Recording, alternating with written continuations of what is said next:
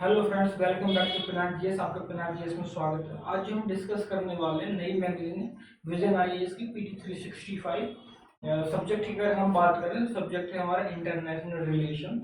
तो इसमें जो हम डिस्कस करेंगे वो डिस्कस करेंगे जो हमारी ऑर्गेनाइजेशन न्यूज़ में रही हैं उनको डिस्कस कर लेंगे। जो भी समिट्स वगैरह या जो भी बायलैटरल ट्रीटीज वगैरह या बायलैटरल डायलॉग्स वगैरह जो भी किए गए हैं इंटरनेशनल लेवल पे, उनको क्या करेंगे हम डिस्कस करने की कोशिश करेंगे। अब बात करते हैं कि इसमें हम कब से लेकर कब तक के डिस्कस करेंगे। तो जो टॉपिक इसके अंतर्गत दिए गए हैं वो करेंगे हम अप्रैल 2023 से लेके और दिसंबर 2023 तक इसको डिस्कस करते हैं। तो देखते हैं कि हमारा पहला टॉपिक क्या है। पहले इसको आपको स्क्रीन के लिए बड़ा कर देते हैं जो कि आपको सही से आप देख पाए। अगर इससे पहले आपको हमने और भी वीडियोस को मतलब और भी मैगजीन को क्या किया, कवर किया है, जिसमें हमने कवर किया है इकोनॉमी, कवर किया है कल्चर को, कवर किया है, और जो भी मैगजीन आई है विजन 365 की अभी तक उस सबको क्या है कि साथ के साथ हम डिस्कस करते चले गए हैं।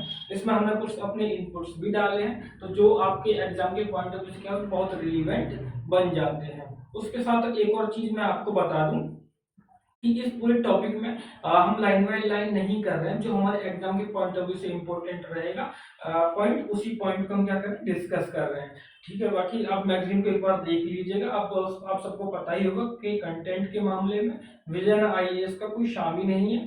ठीक है, तो आप देख लीजिएगा। ठीक है, तो वीडियो को करते हैं स्टार्ट इस लेक्चर को। तो अगर हम लेक्चर की बात करते हैं तो पहला टॉपिक जो है वो यूनाइटेड नेशन से संबंधित, सॉरी मल्टीलेटरल जो ऑर्गेनाइजेशन रहे हैं उनसे संबंधित है, जिसमें हम यूनेस्को की बात करेंगे, यूनाइटेड नेशन की अन्य जो एजेंसियां उनकी बात करेंगे, G20 की बात करेंगे, बिम्स्टेक की बात करेंगे और आसियान वगैरह की देखेंगे। फिर उसके बाद देखेंगे कि हम जो पहले इन न्यूज जो कि न्यूज में रहे हैं स्थान, उन स्थानों की बात करेंगे। उसके बाद देखेंगे जो बायलैटरल रिलेशंस हमारे रहते हैं भारत की किसी अन्य कंट्री के साथ किस प्रकार से रहे, जैसे भारत के पाकिस्तान के साथ क्या संबंध रहे, भारत के मालदीव के साथ क्या संबंध रहे, क्योंकि मालदीव अभी चर्चा में भी रहा था, इसलिए हमारी मैगजीन में कवर भी किया गया कि भारत के मलेशिया के साथ क्या क्या संबंध रहे हैं, इसको देखने की कोशिश करेंगे। और जो फोर्थ यूनिट रहेगी हमारी उसमें हम देखेंगे जो अन्य सुर्खियां रही, जो अन्य हमारी पॉलिसीज रही हैं, जो इनिशिएटिव्स रही हैं, या जो कॉरिडोर्स न्यूज में रहे हैं, या कोई स्थल भी जो पहले से न्यूज में रहे वो सब इसमें देख लेंगे। उसके बाद हम देखेंगे इसकी यूनिट 5 में जो हमारे सिक्योरिटीज, जो इंटरनल सिक्योरिटी और एक्सटर्नल सिक्योरिटी दोनों से रिलेटेड जो जो टॉपिक हमारे एग्जाम के पॉइंट ऑफ व्यू से इंपोर्टेंट रहेंगे उनको भी देखने की कोशिश करते हैं। तो आइए चलते हैं पहले यूनिट की तरफ। जो पहला यूनिट है उसको देखने की कोशिश करते हैं। ठीक है, उसको क्या कि एक एक करके टॉपिक उसको क्या है कि उसको स्तरीकरण करके लेवलाइजेशन में करके देखने की कोशिश करते हैं, उसको तोड़ते हैं अलग अलग खंडों में उसके। तो हम पहला देखते हैं कि ये पहला कौन सा है, जो बहुपक्षीय संगठन है, जो मल्टीलेटरल ऑर्गेनाइजेशन है, उनकी बारे में बात करते हैं। तो सबसे पहला हमारा जो ऑर्गेनाइजेशन है वो यूनाइटेड नेशन की बात करेंगे, तो संयुक्त राष्ट्र की बात करेंगे।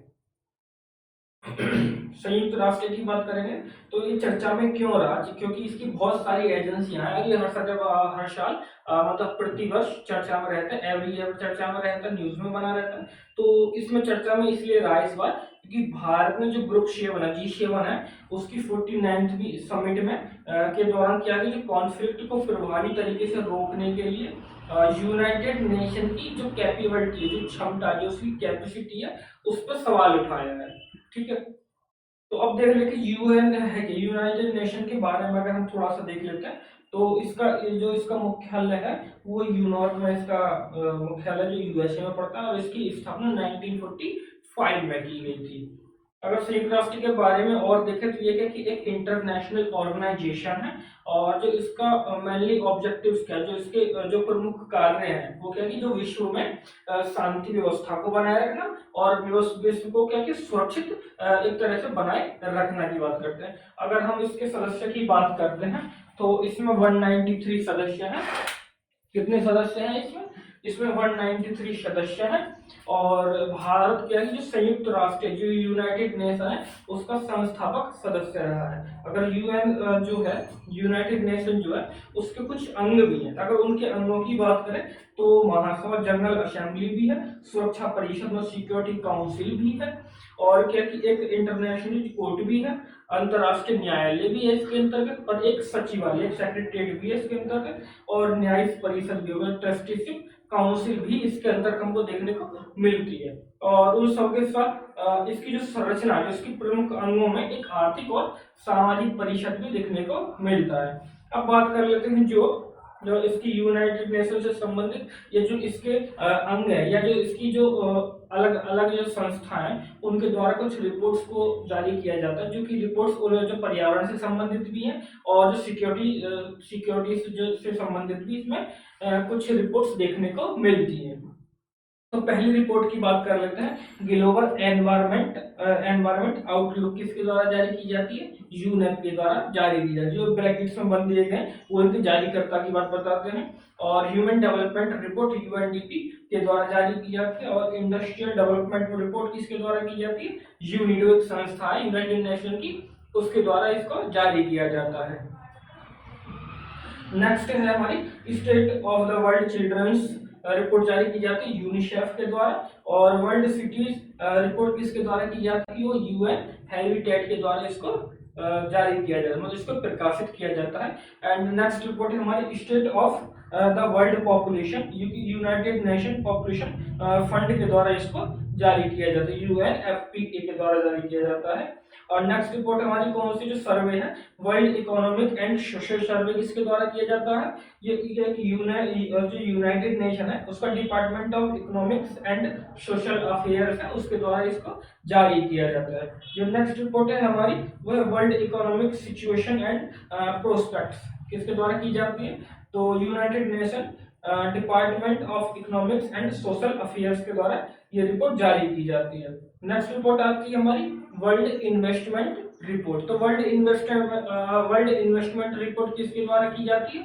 एक संस्था है अंगटाट यूएन की, उसके द्वारा इसको जारी किया जाता है, उसके द्वारा इसको प्रकाशित किया जाता है। ठीक है। और नेक्स्ट अगर रिपोर्ट की हम बात करते हैं तो वर्ल्ड ऑफ वर्क किसके द्वारा की जाती है? आईएल, इंटरनेशनल लेबर ऑर्गेनाइजेशन के द्वारा जारी किया, जो कि यूनाइटेड नेशन की एक संस्था है। तो ये हो गई रिपोर्ट्स जो कि आपके एग्जाम में पूछी जाती रही है और आगे भी पूछे जाने की पूर्ण संभावना बनी रहती है। तो ये रिपोर्ट आपको पता होनी चाहिए कि कौन सी रिपोर्ट किस संस्था के द्वारा जारी किया जाता है, और इन रिपोर्ट का जो उद्देश्य है, मतलब इनका पर्सपेक्ट क्या है, जो इनमें आउटलुक, जो इनके उसके आउटकम्स आए हैं, उन आउटकम्स में क्या क्या देखा है, जो मोटे मोटे पॉइंट्स होते हैं उनको आपको देख लेना है। अब बात करते हैं संयुक्त राष्ट्र की महत्वपूर्ण संधियों की अगर हम बात करें तो इसमें देख लीजिए मानवाधिकार के लिए भी संधि की गई, ये कन्वेंशन है, आप इनको देख लेना। शरणार्थी के लिए भी की गई, और जो दंडित मामले हैं जैसे कि रोम उसके लिए भी की गई, और आतंकवाद टेररिज्म के लिए भी इसमें की गई है। ठीक है। और समुद्र से संबंधित कानूनों के लिए भी अनक्लोज की बात की गई है, और जो निशस्त्रीकरण है उसके लिए सीटीबीटी की भी बात की गई है। बात करते हैं जो सीटीबीटी है, सीटीबीटी का comprehensive nuclear test ban treaty की बात करते हैं जिसमें। अब जब ये चर्चा में रहा है जो संयुक्त राष्ट्र है, तो संयुक्त राष्ट्र मतलब यूनाइटेड नेशन के चार्टर का जो आर्टिकल 99 है वो चर्चा में रहा है। चर्चा में क्यों रहा है? जो संयुक्त राष्ट्र के जो यूनाइटेड नेशन की महासचिव है उन्होंने कहा जो गाजा में जारी जो मानवीय संकट के प्रति यूनाइटेड नेशन सुरक्षा परिषद को सचेत किया। उन्होंने बताया कि भाई आप देखिए क्या हो रहा है गाजा में। तो इसके लिए क्या कि उन्होंने जो सचिव रहे हैं उनके महासचिव है यूनाइटेड नेशन के, उन्होंने यूनाइटेड नेशन चार्टर के आर्टिकल 99 का प्रयोग किया इसको बताने में। अब जो आर्टिकल 99 क्या है, 99 आर्टिकल क्या है कि इसके अनुसार के जो यूएन महासचिव है किसी भी मामले को सुरक्षा परिषद के ध्यान में ला सकते हैं, और जो उसकी राय है उस राय में अंतर्राष्ट्रीय शांति और सुरक्षा के खतरे में डाल सकता है। ठीक है। ऐसा पहले केवल 4 बार हुआ है कि आर्टिकल 99 का प्रयोग किया है यूएन के चार्टर के। आर्टिकल 99 की बात कर रहा हूँ मैं। जो यूनाइटेड नेशन चार्टर जो है वो एक संस्थापक दस्तावेज है और जिसे 1945 में जो यूएसए का एक शहर है सैन फ्रांसिस्को में क्या किया गया था, हस्ताक्षर किया गया था। एंड जो नेक्स्ट ऑर्गेनाइजेशन है हमारा, वो नेक्स्ट ऑर्गेनाइजेशन कौन सा, यूनेस्को। ये क्या कि यूनेस्को की बात करते हैं, United Nation educational scientific and culture organization की बात करते हैं। तो यूनेस्को के बारे में अगर हम बात करते हैं तो इसका मुख्यालय कहाँ है, जो इसका मुख्यालय है वो पेरिस फ्रांस में है और इसको 1945 में 1945 में स्थापित किया गया था एक विशेष एजेंसी के रूप में, एक स्पेशल एजेंसी के रूप में। यह शिक्षा, विज्ञान, संस्कृति, संचार और सूचना के क्षेत्र में अंतर्राष्ट्रीय सहयोग को बढ़ावा देता है और उसके द्वारा शांति स्थापित करने का काम करता है, उसमें योगदान भी देता है। अगर इनके सदस्य की बात करते हैं तो इसमें 194 सदस्य देश हैं और 12 क्या है, इसके 12 एसोसिएट कंट्रीज इसमें बताए जाते हैं, इसमें शामिल है। ठीक है, तो अब बात करते हैं United nation sustainable development group क्या का भी सदस्य है ये यूनेस्को। और क्योंकि यूनेस्को के 3 सदस्य देश संयुक्त राष्ट्र के सदस्य देश नहीं है, वो कौन कौन से हैं, वो है कुक आइलैंड और न्यू और पैलेस्टीन, ये इसके सदस्य नहीं है। और बात करते हैं जो संयुक्त राष्ट्र के सदस्य हैं और वो यूनेस्को के सदस्य नहीं है, तो उसमें कौन सा आता है, तो उसमें एक तो आता है इजराइल आता है और कौन क्या, लिechtenstein आता है, जो कि यूनाइटेड नेशन के तो सदस्य हैं लेकिन यूनेस्को के सदस्य नहीं है। ठीक है, तो ये भी आपको ध्यान में रखना है। ठीक है, एंड नेक्स्ट की बात करते हैं जो यूनेस्को द्वारा जारी की गई रिपोर्ट्स की। यूनेस्को कौन कौन सी रिपोर्ट्स की, कौन कौन से आउटलुक या कौन कौन से इंडेक्स वगैरह जारी करता है। तो सबसे पहले हम देखते हैं तो कौन सी रिपोर्ट जारी करता है, ग्लोबल एजुकेशन मॉनिटरिंग रिपोर्ट जारी करता है यूनेस्को। और दूसरी रिपोर्ट कौन सी जारी करता है, global report on culture for sustainable urban development जारी करता है। ठीक है, अगर इसकी हम नेक्स्ट रिपोर्ट की बात करें तो यूनेस्को के द्वारा नेक्स्ट रिपोर्ट जो जारी की जाती है वो नेक्स्ट रिपोर्ट जारी की जाती है ग्लोबल ओशन साइंस रिपोर्ट जारी की जाती है। कौन सी रिपोर्ट जारी की जाती है, ग्लोबल ओशन साइंस रिपोर्ट जारी की जाती है। और United nation world water development report भी यूनेस्को के द्वारा ही जारी की जाती रही है। अब देखते हैं कि जो संबंधित सुर्खियां जो अन्य न्यूज में रही हैं पॉइंट्स वगैरह, तो एक चर्चा में रहा है एआईबीडी क्या है, एआईबीडी है Asia Pacific institute for broadcasting development जो है वो चर्चा में रहा है, एशिया प्रशांत प्रसारण विकास संस्थान। तो चर्चा में क्यों रहा है, चर्चा में इसलिए रहा है जो भारत को लगातार तीसरी बार एआईबीडी का अध्यक्ष चुना गया है। एआईबीडी की स्थापना 1977 में यूनेस्को के तहत की गई थी और जो इसका मुख्यालय है वो कहाँ, कुआलालंपुर में है, जो कि मलेशिया में पड़ता है। भारत सहित 26 कंट्रीज इसके सदस्य हैं।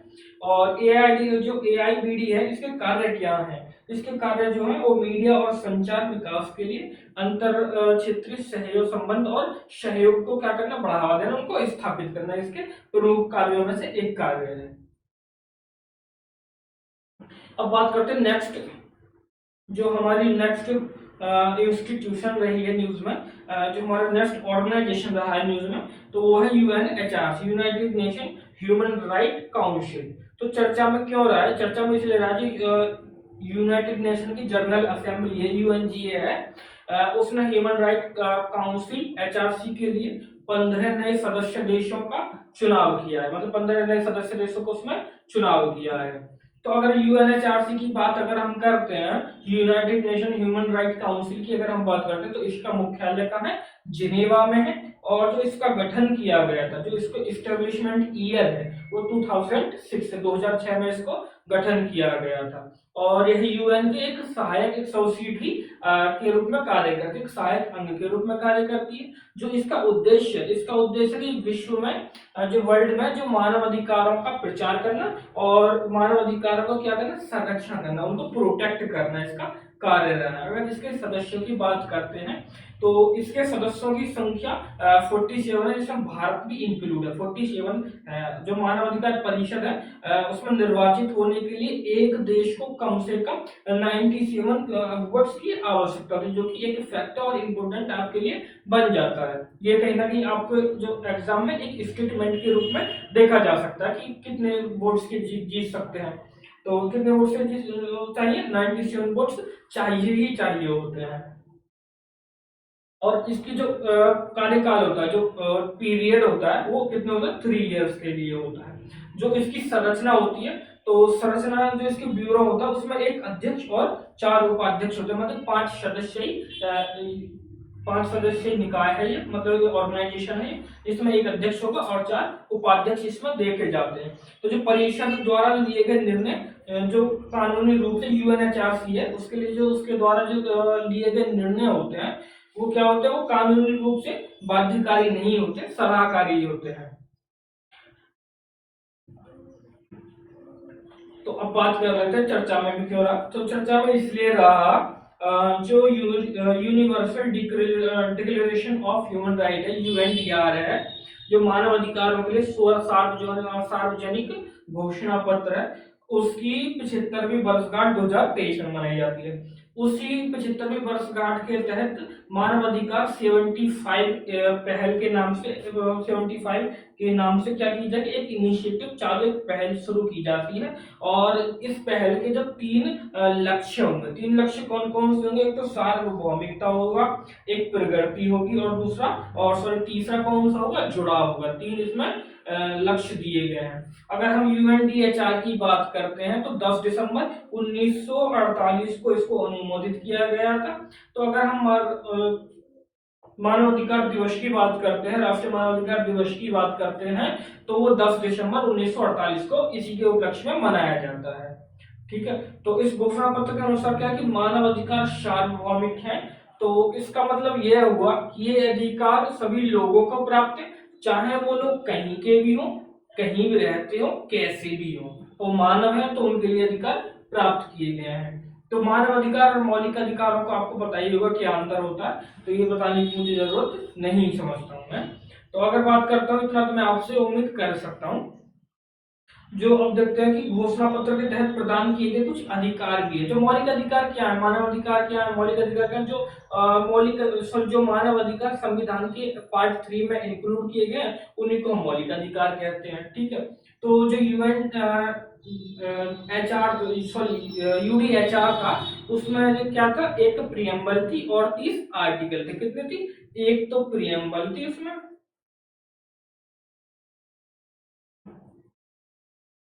और 30 क्या है उसमें, आर्टिकल्स हैं। तो ये आपको पता होना चाहिए। कब अपनाया गया था, 10 दिसंबर 1948 को मनाया गया था। उसी के उपलक्ष्य में 10 दिसंबर को राष्ट्रीय मानवाधिकार दिवस के रूप में मनाया जाता है। तो जो इसके अधिकार दिए गए हैं उसमें क्या कि सभी मनुष्य गरिमा और अधिकारों के मामले में जन्म से स्वतंत्र एवं समान होंगे। दूसरा क्या होता है कि किसी को भी दासता या पराधीनता में नहीं रखा जा सकता है। और जो कुछ अधिकार और दिए गए उसमें होता है कि किसी को भी प्रताड़ित नहीं किया जा सकता है। कानून के समक्ष सभी लोग समान हैं। नेक्स्ट में होता है कि किसी भी व्यक्ति को मनमानी तरीके से गिरफ्तार, कैद या निर्वासित नहीं किया जा सकता है। और बताया कि जो सभी व्यक्तियों को आर्थिक, सामाजिक और सांस्कृतिक अधिकार प्रदान किए गए हैं, जैसे कि सामाजिक सुरक्षा, स्वस्थ और उचित आवास का अधिकार भी इसमें दिए गए हैं। और किसी की निजता के मनमाने तरीके से हस्तक्षेप नहीं किया जा सकता है। किसी की जो प्राइवेसी है उसमें आप मनमानी तरीके से क्या नहीं कर सकते हैं, उसमें हस्तक्षेप नहीं कर सकते हैं। तो जो यूडीएचआर था उसके हस्ताक्षरकर्ता देशों में भारत भी था।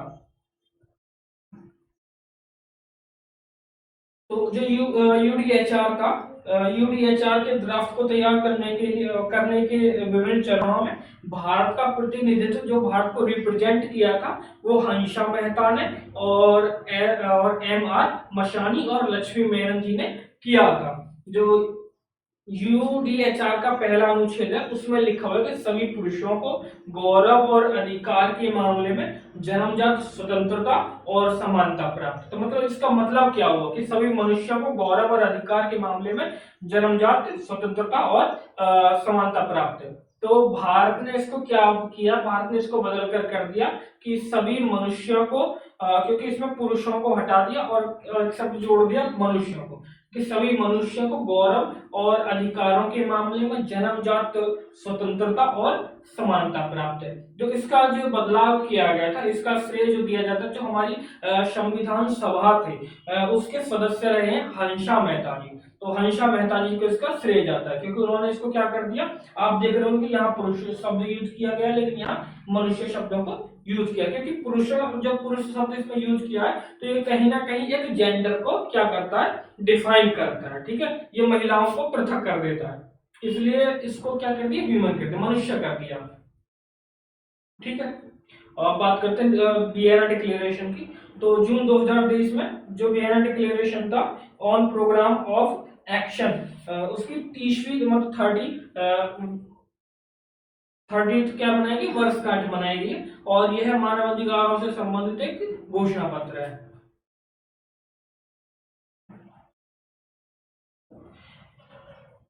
एक और संस्था चर्चा में रही है, United nation peace keeping. United nation peace keeping चर्चा में क्यों रही है, चर्चा में इसलिए रही है क्योंकि जो इसकी स्थापना की अभी 75वीं वर्षगांठ मनाई गई है। वर्ष 2022 में शहीद हुए शांति सैनिकों को मरणोपरांत डैग हैमरहोल्ड्सफोल्ड मेडल से सम्मानित किया गया, और उनके लिए क्या किया गया, एक समारोह का आयोजन भी किया गया। जो संयुक्त राष्ट्र यूनाइटेड नेशंस पीस कीपिंग है, जो इसकी स्थापना की गई थी, इसकी उत्पत्ति जो की गई थी 1992 में शांति स्थापना अभियान विभाग डीपीओ के रूप में स्थापित किया गया था। और डीपीओ की शुरुआत कब मानी जाती है, 1948 से मानी जाती है। और इसने पहली बार 2 पीस ऑपरेशन चालू किए। कौन कौन से चालू किए, United Nation truce supervision organisation UNTSO, और भारत पाक में जो भारत और पाकिस्तान में United Nations military observer group UNMOGIP, 2 अभियान में चालू करते हैं। जो संयुक्त राष्ट्र शांति स्थापना है उसमें भारत के अगर योगदान की हम बात करते हैं तो वर्तमान में भारत 5वां सबसे बड़ा सैनिक योगदान करता देश है। भारत ने 13 सक्रिय संयुक्त राष्ट्र शांति स्थापना मिशनों में 8 में कितने 5323 कर्मियों के जरिए अपना योगदान दिया है। भारत लैंगिक शोषण और दुर्व्यवहार पर ट्रस्ट फंड में योगदान देने वाला पहला देश बन गया है, और 2016 में इसको स्थापित किया गया था। और 2007 में भारत संयुक्त राष्ट्र शांति स्थापना मिशन में एक पूर्ण महिला टुकड़ी तैनात करने वाला पहला देश बन गया, जो कि कहीं ना कहीं हमें गौरवान्वित करने वाली बात है। और अफगानिस्तान में तैनात जम्मू कश्मीर पुलिस की जो भारतीय पुलिस अधिकारी शक्ति देवी जी थी, उनको अंतरराष्ट्रीय महिला पुलिस शांति रक्षक पुरस्कार से अभी सम्मानित किया गया है। तो ये हो जाता है जो हमारे न्यूज में रहे हैं। अब जो नेक्स्ट इसकी बात करते हैं, जो नेक्स्ट हमारा ऑर्गेनाइजेशन रहा है न्यूज में, तो वो है UNESCAP, United Nations economics and social commission for Asia and Pacific की बात हम कर रहे हैं। तो अगर इसकी बात करें तो चर्चा में क्यों रही, चर्चा में इसलिए रहा क्योंकि इसने एक रिपोर्ट जारी किया, सतत वित्त एशिया और प्रशांत क्षेत्र में अंतराल को कम करना, एक रिपोर्ट प्रस्तुत की है इसने। ठीक है, तो अगर हम यूएनएसके की बारे में बात करते हैं तो इसकी उत्पत्ति जो की गई थी वो आर्थिक और सामाजिक परिषद में 1947 में की गई थी, और एशिया और सुदूर पूर्व के लिए संयुक्त राष्ट्र आर्थिक आयोग एस्केप के रूप में की गई थी। वर्ष 1974 में इसे एस्केप नाम दे दिया गया, पहले क्या था ECAF दिया गया, लेकिन 1974 में इसका नाम बदल के UNESCAP एस्केप नाम दे दिया गया। अगर इसका मुख्यालय की बात करें, इसका हेडक्वार्टर की बात अगर हम करें तो इसका हेडक्वार्टर जो है वो बैंकॉक थाईलैंड में स्थापित है। यह संयुक्त राष्ट्र के 5 क्षेत्रीय जो आयोग है, जो 5 कमीशन है उनमें से एक है। तो अब बात कर लेते हैं जो यूनाइटेड नेशन के जो 5 क्षेत्रीय आयोग है, जो रीजनल आयोग है 5, उनके बारे में कि वो कौन कौन से हैं। तो सबसे अगर पहले देखते हैं तो हम economic economic commission for Africa ECA है। दूसरा क्या है कि economic commission for Latin America and the Caribbean ECLAC, ये दूसरा हो जाता है।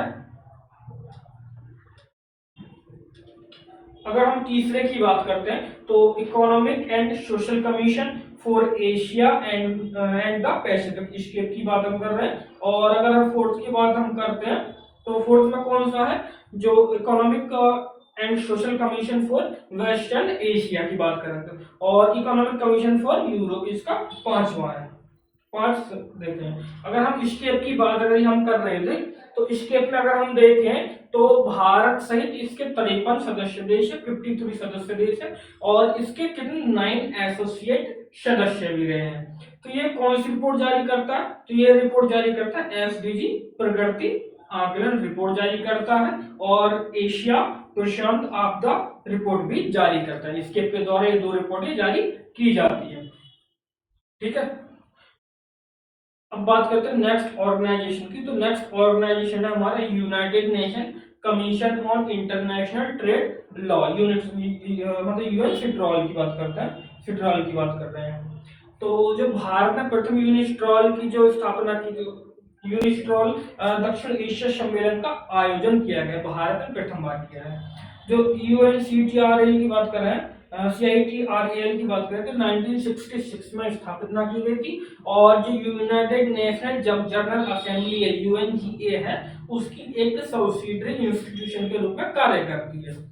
अगर बात करें तो इसमें जो महासभा है, जो जनरल असेंबली है, उसके द्वारा चुने गए 70 सदस्य देश शामिल हैं, और एक सदस्य जो होता है उसकी अवधि कितनी होती है, 6 साल की अवधि होती है। तो भारत की अवधि क्या है, भारत की जो सदस्यता अवधि है, जो टाइम पीरियड है अभी, वो 2028 तक होता है, 2028 तक होता है। जो UNCITRL जो है वो वर्ल्ड ट्रेड ऑर्गेनाइजेशन WTO का हिस्सा नहीं है। WTO क्या करता है, व्यापार से जुड़े नीतिगत मुद्दों का निपटारा करता है, जो कि UNCITRL क्या करता है, जो अंतरराष्ट्रीय व्यापार कानून पर संयुक्त राष्ट्र आयोग है, वो क्या करता है, वो अंतरराष्ट्रीय लेन देन में निजी भागीदारियों पर लागू कानूनों से संबंधित मामलों को देखता है। यह दो देशों के मध्य उत्पन्न विवादों को नहीं देखता, उसको कौन देखता है, उसको WTO को काम है वो सब करना। जो नेक्स्ट हमारा पॉइंट है, जो टॉपिक रहा है न्यूज में, वो रहा UNCDF, United nation capital development fund की बात करते हैं। तो इसकी अगर हम बात करते हैं इसके बारे में, तो यह दुनिया की जो लीस्ट डेवलपिंग कंट्रीज हैं, जो अल्प विकसित देश हैं, उनके लिए एक संयुक्त राष्ट्र की एक उत्प्रेरक वित्तीय संस्था के रूप में, वित्त पोषण संस्था के रूप में कार्य करता है।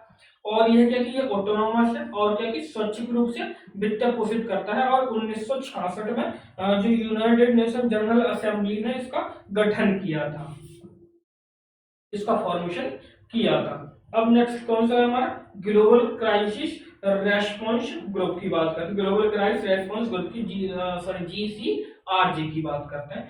तो चर्चा में इसलिए रहा है क्योंकि जो GCRG है उसमें भारत अभी शामिल हो गया है। तो GCRG की स्थापना 2022 में संयुक्त राष्ट्र महासचिव ने की थी। जो इस ग्रुप का गठन खाद्य सुरक्षा के लिए, फूड सिक्योरिटी के लिए, एनर्जी के लिए और फंडिंग से जुड़े जो संकट हैं उनकी तत्कालीन और महत्वपूर्ण मुद्दों पर समाधान करने के लिए एक वैश्विक कार्रवाई के समन्वय के लिए, इन सब के लिए इसमें किया गया था। ठीक है, एंड नेक्स्ट जो हमारा पॉइंट है चर्चा में रहा है, नेक्स्ट पॉइंट है United Nations statistical commission UNSC की बात करते हैं। UNSC की बात हम कर रहे हैं।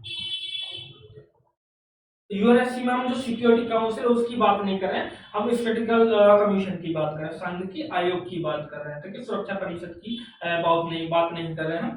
तो भारत को 4 साल की अवधि के लिए संयुक्त राष्ट्र संघ की आयोग का क्या बनेगा, सदस्य चुना गया है। इसके कारण ये चर्चा में रहा है। अगर हम यूनाइटेड नेशन स्टैटिस्टिकल कमीशन की बात करते हैं तो इसका मुख्यालय, जो इसका हेडक्वार्टर है, वो हेडक्वार्टर न्यूयॉर्क में है, जो कि यूएसए में है, और इसको 1947 में स्थापित किया गया था, और यह वैश्विक संघ की प्रणाली का सर्वोच्च निकाय के रूप में अभी स्थापित है। और यह क्या करता है, जो यूएनएसडी है, जो यूनाइटेड नेशनल स्टैटिस्टिकल डिपार्टमेंट है, उसके काम की निगरानी करता है, उसके काम का पर्यवेक्षण करता है। अगर इसके सदस्य देशों की बात हम करते हैं तो इसकी यूनाइटेड नेशन के 24 सदस्यों से मिलकर बना हुआ है, और जो सदस्यों को कार्यकाल होता है वो 4 वर्ष के लिए इसमें चुने जाते हैं जो सदस्य। ठीक है, अब जो नेक्स्ट जो चर्चा में रहा है वो है अंकटाड के United nation conference on trade and development की बात करते हैं। तो चर्चा में क्या हो रहा है, चर्चा में इसलिए रहा है क्योंकि इसने व्यापार और विकास रिपोर्ट जारी की है, मतलब ट्रेड एंड डेवलपमेंट रिपोर्ट इसने जारी की है, इसलिए चर्चा में है। तो अंकटाड की हम बात करें तो 1964 में क्या किया गया, अंतर सरकारी निकाय के रूप में संयुक्त राष्ट्र यूनाइटेड नेशन के द्वारा इसको गठन किया गया था। और जो इसका मुख्यालय है, जो इसका हेडक्वार्टर है वो कहाँ, वो जेनेवा में है, और जो इसका मुख्य कार्य है वो विकासशील देशों को वैश्विक अर्थव्यवस्था में अधिक न्याय संगत रूप से भाग लेने में मदद करता है। जिसके अगर हम मेंबर्स की बात करें तो भारत सहित 195 कंट्रीज इसके क्या की मेंबर है। अब देख लेते हैं जो अंकटाड है उसके द्वारा कुछ रिपोर्ट्स, कुछ इंडेक्स, आउटलुक्स वगैरह जो जारी किए जाते हैं उनको देख लेते हैं, क्योंकि ये हमारे एग्जाम में पूछे जाते हैं। स्टेट पीसीएस में खासतौर पर स्टेट पीसीएस जो होता है उस पर खूब भर के सारे क्वेश्चन पूछे जाते हैं। तो पहली एक रिपोर्ट है ट्रेड एंड डेवलपमेंट रिपोर्ट, किसके द्वारा जारी की जाती है, अंकटाड के द्वारा जारी की जाती है। वर्ल्ड इन्वेस्टमेंट रिपोर्ट किसके द्वारा जारी की जाती है, ये भी अंकटाड के द्वारा जारी की जाती है। The least development countries report किसके द्वारा जारी की जाती है, अंकटाड के द्वारा। Economic development in Africa report भी अंकटाड के द्वारा ही जारी की जाती है। डिजिटल इकोनॉमी रिपोर्ट भी किसके द्वारा, अंकटाड के द्वारा। और टेक्निकल एंड इनोवेशन रिपोर्ट भी अंकटाड के द्वारा जारी की जाती है। अब बात करते हैं नेक्स्ट टॉपिक की तरफ। जो नेक्स्ट टॉपिक है, जो नेक्स्ट हमारा ऑर्गेनाइजेशन है वो चर्चा में क्यों रहा है, तो चर्चा में रहने का कारण कौन सा है ये सब देखेंगे। तो पहले ऑर्गेनाइजेशन की बात हम कर लेते हैं। तो पहला कौन सा ऑर्गेनाइजेशन है वो है food and agriculture organization, FAO। ये भी आपने खूब न्यूज में सुन रखा होगा। तो अगर इसकी उत्पत्ति की बात करें, अगर इस ऑर्गेनाइजेशन के बारे में ही बात कर लेते हैं, तो इसकी उत्पत्ति 1945 में की गई थी, और जो इसका हेडक्वार्टर है वो रोम, इटली में स्थापित किया है। अगर इसकी कंट्रीज की मेंबर्स की बात की जाए तो इसमें 194 देश, 194 इसमें कंट्रीज शामिल है, इसमें भारत भी शामिल है और एक यूरोपीय यूनियन इसमें शामिल है। जो इसका लक्ष्य है ये भूखमरी और खाद्य सुरक्षा, कुपोषण का उन्मूलन करना, निर्धनता का उन्मूलन करना, भूमि जलवायु और आनुवंशिक संसाधनों सहित प्राकृतिक जो संसाधन है उनकी सतत सस्टेनेबल मैनेजमेंट और उनकी यूज को सुनिश्चित करने के लिए किया जाता है। इसका लक्ष्य ये है। अब बात कर लेते हैं जो हमने इतना पढ़ा लिया तो चर्चा में क्यों पढ़ा, तो चर्चा में इसलिए रहा क्योंकि इसमें एक रिपोर्ट जारी की है, फूड आउटलुक रिपोर्ट जारी की है। और यह रिपोर्ट कब जारी की जाती है, हर छमाही रिपोर्ट में, मतलब हर 6 महीने में इसको जारी किया जाता है, तो इसको जारी किया गया है। अब बात कर लेते हैं तो FAO है, फूड ऑर्गेनाइजेशन है, फूड एंड एग्रीकल्चर ऑर्गेनाइजेशन है, उसके द्वारा कुछ रिपोर्ट्स के कुछ इनिशिएटिव्स जो जारी किए जाते रहे, जो चलाए जाते रहे अभी हाल फिलहाल के दिनों में। तो उसके बारे में हम देखते हैं तो सबसे पहले कौन सी है, food security and nutrition in the world, विश्व में खाद्य सुरक्षा और पोषण की स्थिति इसके द्वारा जारी की जाती है। और कौन सी जारी की जाती है, the state of food and agriculture जारी की जाती है। और the state of the world food and agriculture organization के द्वारा इसको क्या किया जाता है, रिलीज किया जाता है। और हंगर में भी FAO के द्वारा रिलीज की जाती है। और बात करते हैं अंतरराष्ट्रीय खाद्य मानकों को लागू करने के लिए कोडेक्स एलिमेंट्रियस कमीशन या CAC की बात करते हैं। ठीक है, अन्य महत्वपूर्ण जानकारी जो हमारे फैक्ट जो इम्पोर्टेंट रहते हैं, तो 16 अक्टूबर को क्या किस रूप में मनाया जाता है? विश्व खाद्य दिवस के रूप में मनाया जाता है। और इसी दिन FAO की जो फूड एंड एग्रीकल्चर ऑर्गेनाइजेशन है उसकी स्थापना की गई थी। जो इसके द्वारा और कार्यक्रम चलाए जाते हैं, विश्व खाद्य प्रोग्राम, वर्ल्ड फूड प्रोग्राम चलाया जाता है, और अंतर्राष्ट्रीय कृषि विकास कोष भी चलाया जाता है, कृषि विकास कोष भी चलाया जाता है। ठीक है। और जो नेक्स्ट हमारा ऑर्गेनाइजेशन चर्चा में रहा है वो रहा इंटरनेशनल कॉफी ऑर्गेनाइजेशन। तो इंटरनेशनल कॉफी ऑर्गेनाइजेशन चर्चा में क्यों रहा है? चर्चा में इसलिए रहा है ये क्योंकि भारत में 5वें विश्व कॉफी सम्मेलन का उद्घाटन किया था। ऐसा पहली बार हुआ है कि जब एक एशियाई कॉफी उत्पादक देश में विश्व कॉफी सम्मेलन का आयोजन किया जा रहा हो। अब बात करते हैं जो इंटरनेशनल कॉफी ऑर्गेनाइजेशन है, तो चर्चा में क्या हो रहा है इतना तो हमने देख लिया, लेकिन अब इसकी देखना है कि इसके बारे में इसकी उत्पत्ति कैसे हुई थी, तो इसका बैकग्राउंड क्या रहा है, इसमें कितने कंट्रीज क्या मेंबर के रूप में शामिल है और इसका मेन पर्पज क्या रहता है। तो अगर इसके बारे में बात करते हैं तो 1963 में इसको स्थापित किया गया था। और जो ICO इंटरनेशनल कॉफी ऑर्गेनाइजेशन है, वैश्विक कॉफी उत्पादन में 93% और वैश्विक उपयोग में 63% हिस्सेदारी रखने वाले देशों का क्या करता है? रिप्रेजेंट करता है। अगर इसकी सदस्यता की बात करते हैं तो जो 2022 तक के हमारे पास आंकड़े हैं उस डेटा के अनुसार कितनी 49 कंट्रीज में शामिल रहे हैं, जिसमें क्या है कि 42 निर्यातक के रूप में और 7 आयातक के रूप में। अब बात करते हैं कि भारत किस रूप में है इसमें, तो भारत एक निर्यातक सदस्य के रूप में इसमें शामिल है।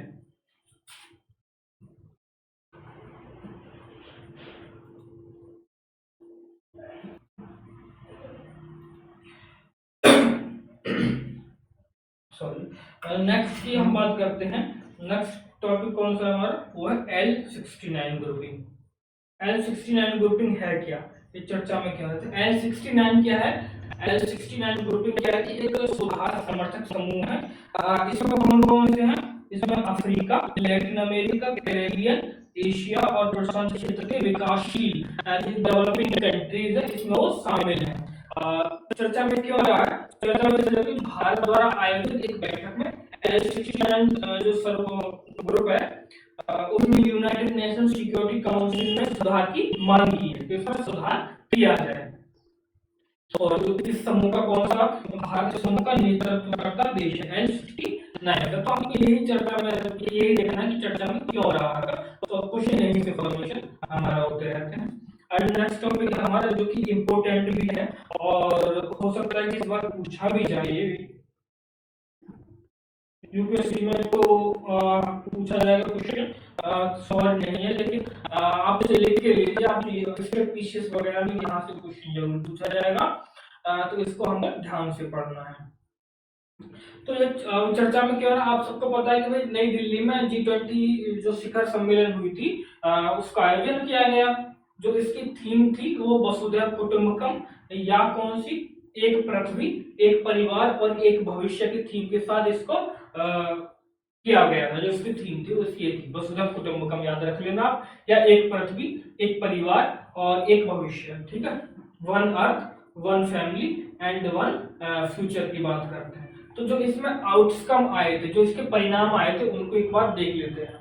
तो इसमें क्या कि इस जो ये शिखर सम्मेलन हुआ था G20, इसमें देशों की सर्वसम्मति से G20 नई दिल्ली लीडर्स घोषणा पत्र को इसमें सर्वसम्मति के साथ अपनाया जाता है। ये क्या है? ये SDG की प्रगति, जो सस्टेनेबल डेवलपमेंट गोल है, उनकी प्रगति पर तेजी लाने के लिए और वुमेन एम्पावरमेंट के लिए और जो बहुपक्षीय संस्थानों में सुधार के लिए और इस चालू की, मतलब इसमें बातें की गई थी। ग्लोबल बायोफ्यूल अलायंस की भी इसमें शुरुआत की गई थी, इसको हम आगे देखेंगे ग्लोबल बायोफ्यूल अलायंस क्या है, इसकी भी शुरुआत की गई। और IMEC की भी शुरुआत की गई, भारत मध्य पूर्व यूरोप आर्थिक गलियारे इकोनॉमिक कॉरिडोर की इसमें बात की गई और उस पर मेमोरेंडम और अंडरटेकिंग पर उस पर हस्ताक्षर किया गया है। और बताया कि जो अफ्रीकी संघ को G20 के स्थायी सदस्य के रूप में औपचारिक रूप से शामिल कर लिया गया, अफ्रीकी संघ को। ठीक है, अफ्रीकी यूनियन को। जो अन्य आउटकम्स की बात अगर हम करते हैं तो पर्यावरण और जलवायु संबंधी पर्यवेक्षण के लिए G20 सैटेलाइट मिशन को भी प्रस्ताव के पेश किया गया है। ठीक है, और global digital public infrastructure repository और G20 फ्रेमवर्क में क्या बनी, सहमति भी बनी है। और FIAP वित्तीय समावेशन कार्य योजना पर भी सहमति व्यक्त की गई है। और स्टार्टअप 20 इंगेजमेंट ग्रुप का इसमें गठन किया गया। इन सबको हम आगे आगे डिस्कस करेंगे कि क्यों चर्चा, मतलब किस पॉइंट को लेकर चर्चा में रहे हैं। बात करते हैं नेक्स्ट की, तो resource efficiency circular economy industry coalition RECIC और ट्रेवल फॉर लाइफ जैसी योजना पर शुरुआत। जो लाइफ है वो 3P पे आधारित है, आपको पता ही होगा, प्रो पीपल प्लेनेट, ठीक है। और ब्लू सतत विकास, सतत और लचीली ब्लू इकोनॉमी, महासागर आर्थिक अर्थव्यवस्था और चेन्नई उच्च स्तरीय सिद्धांत का दस्तावेज भी इसमें अपनाया गया। और ग्लोबल लीडरशिप इनिशिएटिव्स की को मजबूती प्रदान करने के लिए Gandhinagar implementation road map GIR और गांधीनगर सूचना मंच GIP को अपनाया गया है। किसकी, तो GIR को और GIP दोनों को इसको अपनाया गया है इसमें। और जो संधारणीय पर्यटन, जो सस्टेनेबल टूरिज्म है, उसके प्रसार के लिए जो सस्टेनेबल डेवलपमेंट गोल है उनकी प्रगति के लिए गोवा रोड मैप के महत्व को रेखांकित किया, उसके महत्व को बताया गया है गोवा रोड मैप के महत्व को। अब बात करते हैं क्योंकि अफ्रीका संघ को इसमें शामिल किया गया था, तो अफ्रीकन यूनियन के बारे में, तो इसका मुख्यालय कहाँ है, एक अदीस अबाबा इथियोपिया में इसको मुख्यालय है। और जो इसकी उत्पत्ति है, इसे 2002 में organization of Africa union OAU 1993-99 की जगह स्थापित किया गया था। जो अफ्रीकी संघ में 55 देश हैं, ठीक है। जो इनका उद्देश्य है, तो इनका उद्देश्य क्या कि नागरिक समावेशन और अफ्रीकी देशों के बीच सहयोग और एकीकरण द्वारा अफ्रीका की आर्थिक समृद्धि को बढ़ाना और उसके विकास को बढ़ावा देना इसका महत्वपूर्ण उद्देश्य में से एक रहा है। अब बात कर लेते हैं G20 के बारे में। तो इसकी उत्पत्ति जो की गई थी, इसकी उत्पत्ति 1999 में एशियाई वित्तीय संगठन जो आया था उसके बाद की जाती है। जो इसका उद्देश्य है, जो वित्त मंत्री हैं और जो केंद्रीय बैंक के गवर्नर्स हैं, उन दोनों को एक आर्थिक और वित्तीय मुद्दों की जो वित्तीय मुद्दे, फाइनेंशियल इश्यूज हैं, उन सब की चर्चा करने के लिए एक मंच के रूप में प्रदान कर, एक मंच के रूप में सबको एक साथ लाना, इसलिए इसको वित्तीय मंत्रियों को और जो केंद्रीय बैंक हैं उनके गवर्नर्स वगैरह को एक साथ लाने के लिए एक मंच के रूप में कार्य करता है। अब G20 की अगर हम बात करते हैं, तो G20 जो GDP है, जो ग्लोबल GDP है, जो वैश्विक GDP है, उसका 80% पार्ट को अपने पास रखता है, मतलब 80% पार्ट को रिप्रेजेंट करता है, ऐसे भी कह सकते हैं।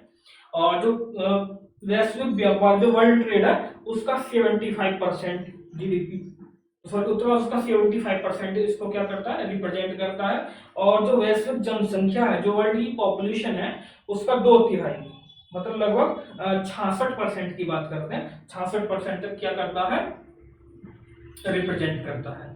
जो G20 सदस्य देश कौन कौन से हैं, उस सदस्य देशों की अगर हम बात करते हैं, तो संयुक्त राज्य America USA, China, United Kingdom, Bharat, Indonesia, यूरोपीय संघ, अफ्रीकी संघ, रशिया, मैक्सिको और South Korea, Argentina, France, Brazil, Germany, South Africa, Canada, Australia, Turkey, Italy, Saudi Arab और जापान।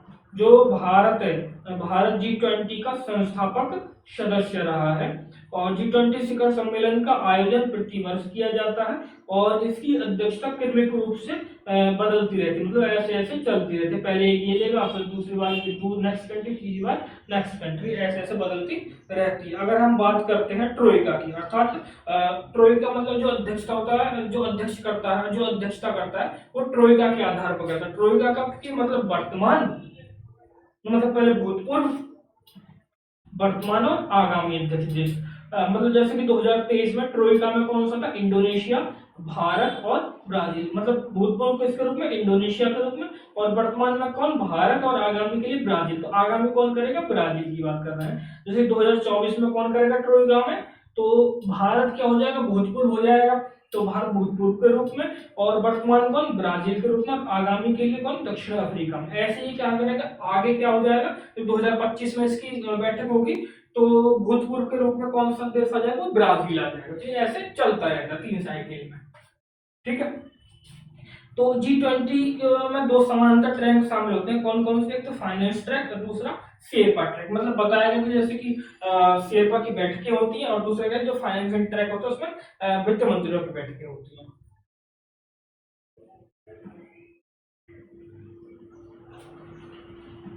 अभी हमने ऊपर बताया था ग्लोबल बायोफ्यूल अलायंस की बात की गई थी, तो इसको चर्चा में रही, इसकी शुरुआत की गई है, इसलिए चर्चा में रहा, क्योंकि G20 में इसको क्या की गई, इसकी शुरुआत की। इसका उद्देश्य क्या है कि जो जैव ईंधन के उपयोग को बढ़ावा देने वाले मंचों के रूप में कार्य करता है, और वह कार्य करेगा और वैश्विक सहयोग को प्रोत्साहन देगा, मतलब उसको क्या करेगा, प्रमोट करेगा।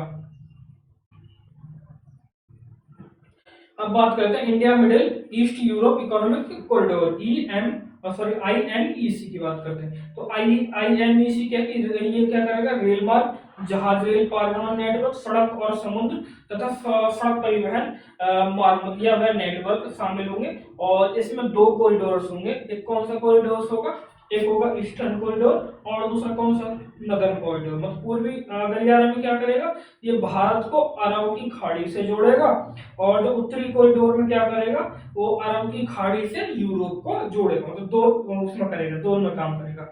इंडिया से किसको जोड़ेगा, अरब की खाड़ी को जोड़ेगा, और अरब की खाड़ी से फिर किसको जोड़ेगा, और यूरोप को जोड़ देगा। तो यूरोप तक आसान पर कनेक्टिविटी बन जाएगी इससे। इसका उद्देश्य क्या है, इसका उद्देश्य कि एक विश्व स्तरीय और लागत प्रभावी सीमा पार जहाज रेल पारगमन नेटवर्क का निर्माण करना इसका प्रमुख उद्देश्य में से रहेगा। यह भारत और संयुक्त राष्ट्र अरब अमीरात, सऊदी अरब, जॉर्डन, इजराइल और यूरोप के बीच वस्तु और सेवाओं के पारगमन व्यापार को सक्षम बनाने में काम करेगा। अब बात कर लेते हैं ग्लोबल साउथ की। ग्लोबल साउथ की बात कर लेते हैं। हम कहते हैं ना कि ग्लोबल साउथ में ये हो गया, या नॉर्दर्न या नॉर्थ साउथ में ये हो गया, सॉरी क्या हूँ, ग्लोबल नॉर्थ में ये हो गया, है ना। तो देखते हैं कि ग्लोबल साउथ आखिर है क्या, कौन से ग्लोबल साउथ है, क्या है ग्लोबल साउथ। तो उसके बारे में देखते हैं कि ग्लोबल साउथ जो शब्द है वो सामान्यतः विकासशील, अल्पविकसित और अविकसित देशों को व्यक्त करता है, ठीक है। और यह मुख्य रूप से दक्षिणी गोलार्ध में अवस्थित है। इनमें अधिकतर अफ्रीका, एशिया और लैटिन अमेरिका के देश शामिल होते हैं। इसी तरह अगर हम बात करते हैं ग्लोबल नॉर्थ की, तो इसमें संयुक्त राज्य अमेरिका, कनाडा, यूरोप, रूस और ऑस्ट्रेलिया और न्यूजीलैंड जैसे आर्थिक रूप से विकसित देश ग्लोबल नॉर्थ के प्रतिनिधित्व करते हैं। क्या करते हैं, ग्लोबल नॉर्थ का प्रतिनिधित्व करते हैं। इसको डिफाइन करने के लिए एक कौन सी लाइन है, ब्रांडेड लाइन है, जो कि देखो आपको दिख रहा होगा, यहाँ से चल रही है ब्रांडेड लाइन,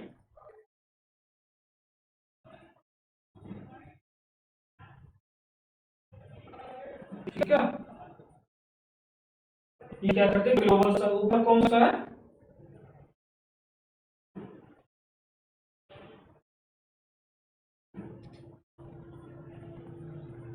ग्लोबल नॉर्थ, और यहाँ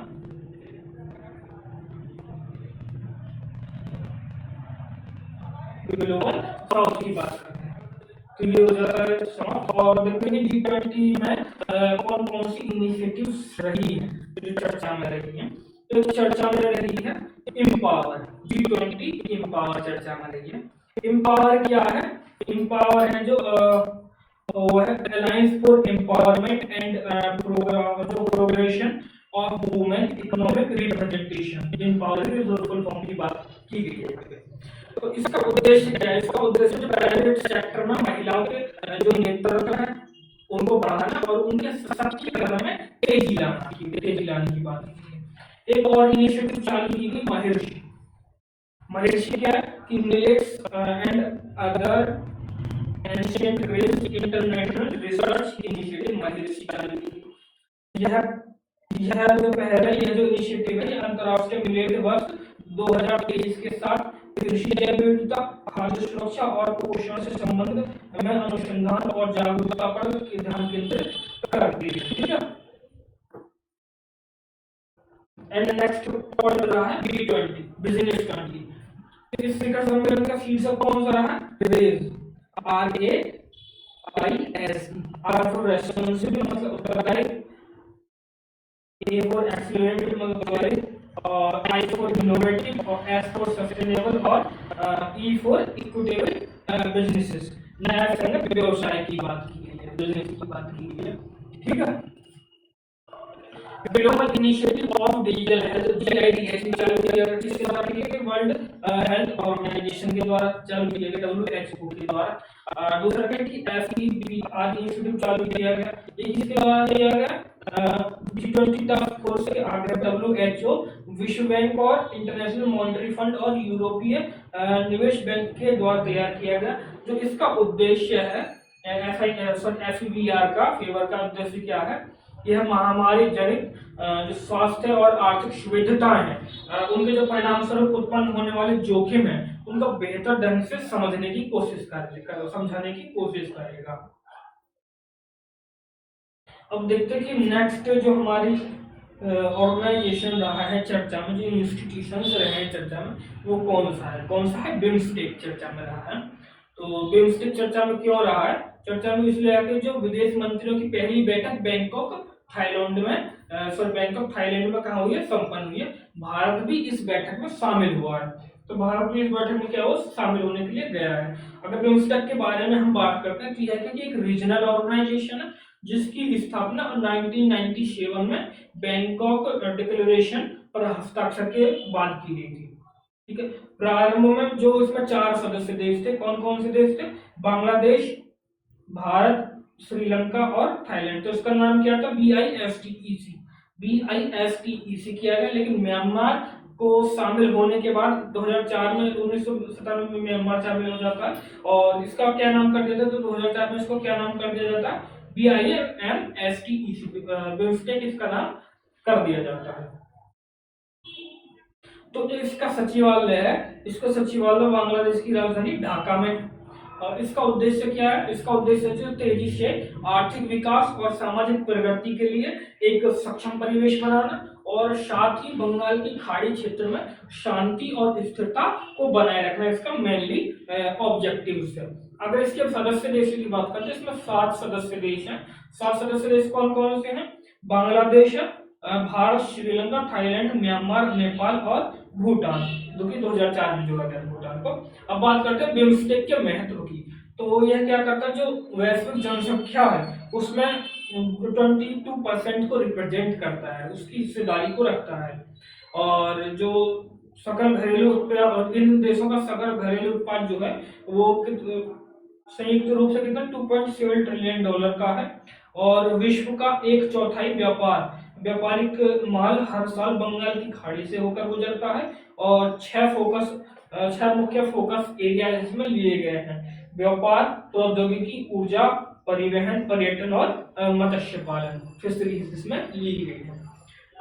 नेक्स्ट ऑर्गेनाइजेशन हमारा कौन सा चर्चा में रहा है? नेक्स्ट ऑर्गेनाइजेशन रहा है हमारा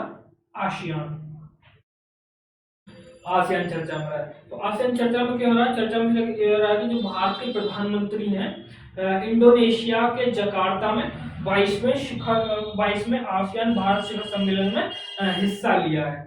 तो कहाँ हुआ है ये कहाँ हुआ है? जकार्ता में हुआ है।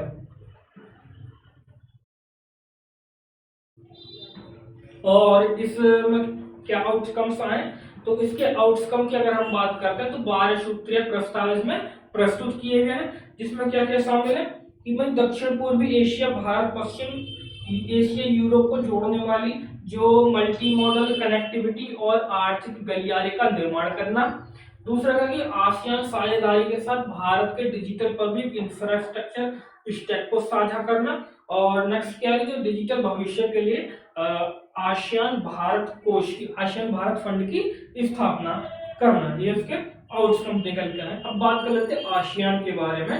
तो आसियान को जो उत्पत्ति हुई थी, आसियान की जो इस्टेब्लिशमेंट हुआ था वो 1967 में आसियान घोषणा पत्र, जिसको हम बैंकॉक डिक्लेरेशन भी कहते हैं, उसके हस्ताक्षर के बाद हुई थी। इस जो डिक्लेरेशन था, यह डिक्लेरेशन जो था, इस पे इंडोनेशिया, मलेशिया, फिलीपींस, सिंगापुर और थाईलैंड ने हस्ताक्षर किए थे। और जो आसियान का जो सचिवालय है वो जकार्ता में, मतलब इंडोनेशिया जकार्ता में इसका सचिवालय है। और इसके सदस्य देशों की बात हम करते हैं तो सदस्य देश हम Brunei, Cambodia, Indonesia, Myanmar, Laos, Malaysia, Philippines, Singapore, Thailand और वियतनाम इसके जो सदस्य हैं वो इसमें शामिल हैं।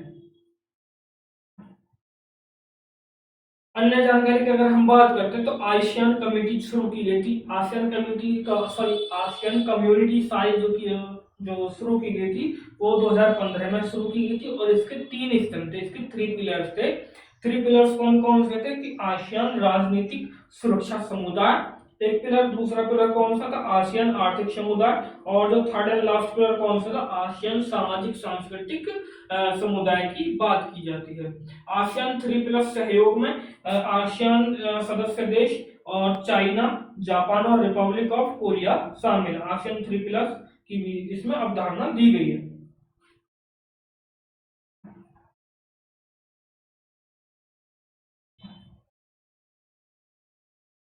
और अगर अन्य सुर्खियों की बात करते हैं तो एक सुर्खी रही है east India, sorry east India का ईस्ट एशिया, सॉरी मैं स्क्रिप्ट के खिलाफ लिया ना, इससे पहले तो थोड़ा उसके लिए माफी चाहता है। तो ईस्ट एशिया समिट की बात करते हैं, तो पूर्वी एशिया शिखर सम्मेलन की बात करते हैं। तो हाल ही में जो भारतीय प्रधानमंत्री ने इंडोनेशिया के जकार्ता में 18वें पूर्वी एशिया शिखर सम्मेलन EAS में क्या लिया है, हिस्सा लिया है। और जो EAS है, ईस्ट एशिया समिट जो है, इसमें 18 देशों का ये एक मंच है और इसे क्षेत्र शांति, सुरक्षा और समृद्धि के उद्देश्यों को आगे बढ़ाने के लिए गठित किया गया था। जो नेक्स्ट हमारा टॉपिक है वो है ब्रिक्स। तो चर्चा में क्यों रहा है इसके बारे में हम बात करते हैं। तो चर्चा में इसलिए रहा कि जोहान्सबर्ग में संपन्न 15वें ब्रिक्स शिखर सम्मेलन में ब्रिक्स की सदस्यता विस्तार करते हुए 5 नए देशों को इस समूह में शामिल किया गया है। तो 5 नए सदस्य कौन कौन से हैं? मिस्र है, इथोपिया है, ईरान है, सऊदी अरब है और संयुक्त अरब अमीरात है। अब बात कर लेते हैं ब्रिक्स के बारे में। तो इसकी उत्पत्ति 2001 में गोल्डमैन सक्स पेपर में रखी गई थी।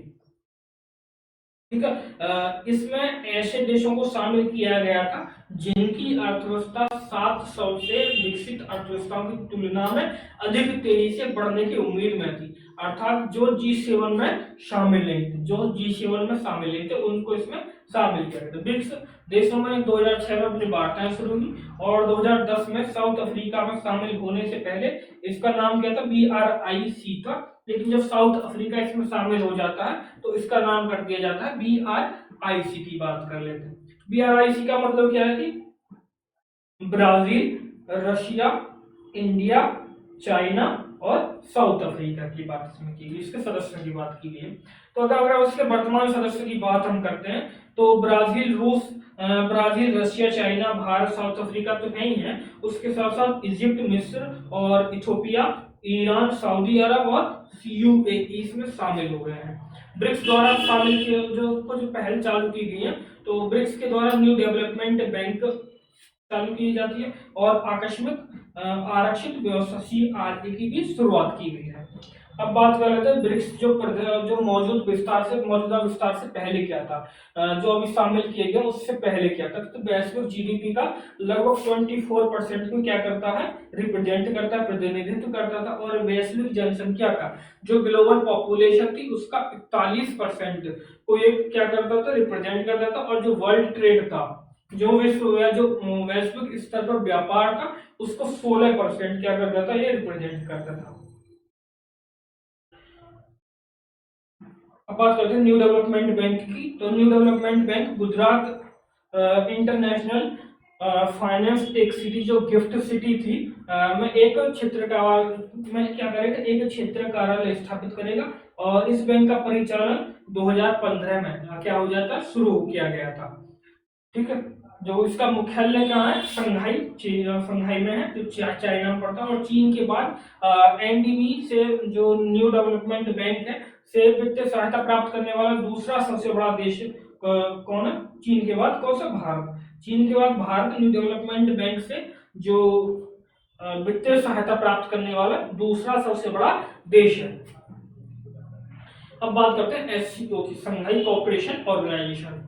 तो शंघाई कोऑपरेशन ऑर्गेनाइजेशन चर्चा में क्यों रहा, चर्चा में रहा कि पहली बार भारत की अध्यक्षता में जो शंघाई कोऑपरेशन ऑर्गेनाइजेशन है, एससीओ है, उसका 23वां शिखर सम्मेलन आभासी रूप से, मतलब वर्चुअल रूप से वीडियो कॉन्फ्रेंसिंग के माध्यम से आयोजित किया गया। तो भारत ने 2022 में समरकंद शिखर सम्मेलन में जो शंघाई कोऑपरेशन ऑर्गेनाइजेशन था उसकी अध्यक्षता ग्रहण की थी। और कजाकिस्तान एससीओ का क्या होगा, शंघाई कोऑपरेशन ऑर्गेनाइजेशन का क्या होगा, अगला अध्यक्ष होगा। अगर शिखर सम्मेलन की बात करते हैं तो शिखर सम्मेलन क्या है, टुवर्ड्स ए सिक्योर। शिखर सम्मेलन की विशेषता कौन सी थी, जो इसका विषय था इस बार का, वो कौन सा था, वो था टुवर्ड्स ए सिक्योर की बात करते हैं, नागरिकों की सुरक्षा मतलब क्या होती है, security for citizen, economic development, connectivity in the region, unity and respect of sovereignty and integrity और एनवायरमेंटल प्रोटेक्शन। ये इसके सिक्योर का फुल फॉर्म हो गया। तो इसका एक वर्ड ले लिएगा आगे वाला, ठीक है। ज्ञात है कि जो 2018 के एससीओ शिखर सम्मेलन में भारत के प्रधानमंत्री ने सिक्योर पद को क्या किया था, प्रस्तुत किया 2018 में। जो भारत है तो उसने शंघाई कॉर्पोरेशन ऑर्गेनाइजेशन के तहत जो सहयोग के लिए 5 स्तंभों और फोकस क्षेत्रों का सृजन किया।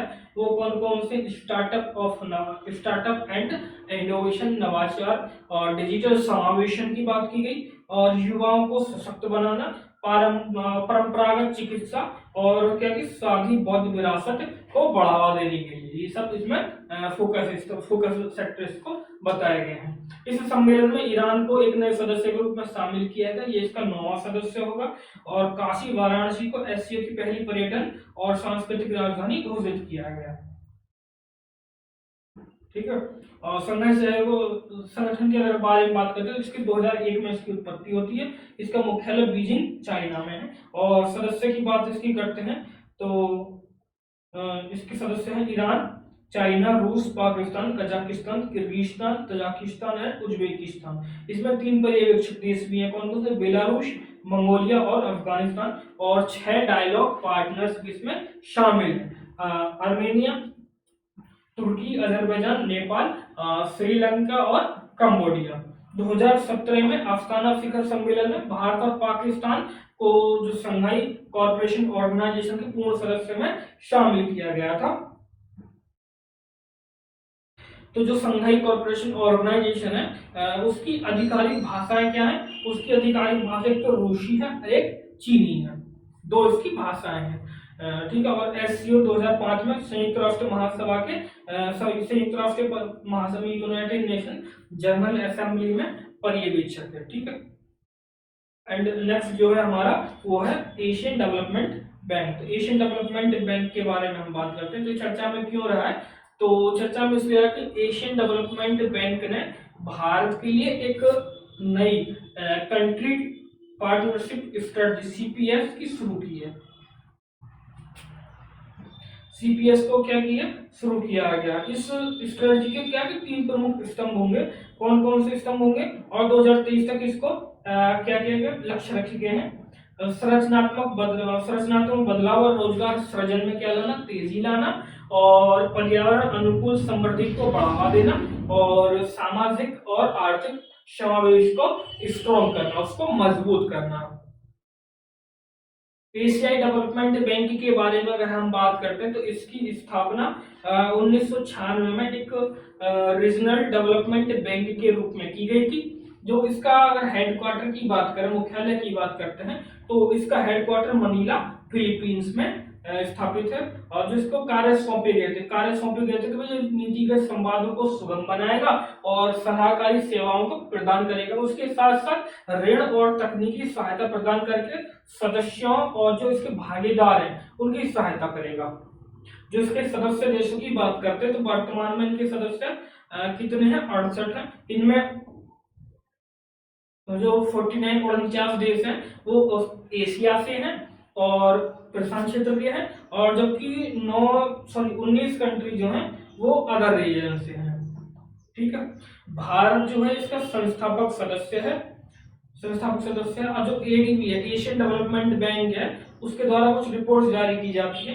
तो उसके द्वारा कौन कौन सी रिपोर्ट जारी की जाती है? उसके द्वारा रिपोर्ट जारी की जाती है Asia in the global transition to net zero, और एशिया डेवलपमेंट आउटलुक जारी की जाती है, एशिया इकोनॉमिक इंटीग्रेशन रिपोर्ट जारी की जाती है, और की indicators of Asia and the Pacific इसके द्वारा जारी की जाती है। 4 रिपोर्ट इसके द्वारा जारी की जाती है जो कि इंपॉर्टेंट है। ठीक है, ये 4 रिपोर्ट इसके द्वारा जारी की जाती हैं। अब जो नेक्स्ट हमारा ऑर्गेनाइजेशन है जो चर्चा में रहा है, जो पॉइंट है, जो टॉपिक है नेक्स्ट, वो क्या है कि Indo Pacific economic framework for prosperity, IPEF के बारे में बात करते हैं। तो चर्चा में क्या हो रहा है कि जो IPEF है उसकी तीसरी मंत्री परिषद बैठक हुई है, वो अमेरिका के सैन फ्रांसिस्को में संपन्न की गई है। तो IPEF के बारे में अगर हम बात करते हैं तो इसे मई 2022 में टोक्यो में लॉन्च किया गया था, और संयुक्त राष्ट्र अमेरिका और हिंद प्रशांत क्षेत्र के अन्य भागीदार देशों ने इसे एक कंबाइंड रूप से लॉन्च किया था 2022 में। तो इसका उद्देश्य क्या था? इसका उद्देश्य जो जो इंडियन पैसिफिक रीजन है उसमें ग्रोथ लाना, उसमें पीस लाना, उसमें विकास को मजबूत करना, और साझेदारों के बीच में जो आर्थिक जुड़ाव है, जो आर्थिक कॉपरेशन, जो इकोनॉमिक कॉपरेशन है, सहयोग है, और उनको बढ़ावा देना इसका मुख्य लक्ष्य है। और IPEF जो है जो Indian Pacific economic framework of for prosperity है, इसके 14 भागीदारी देश हैं।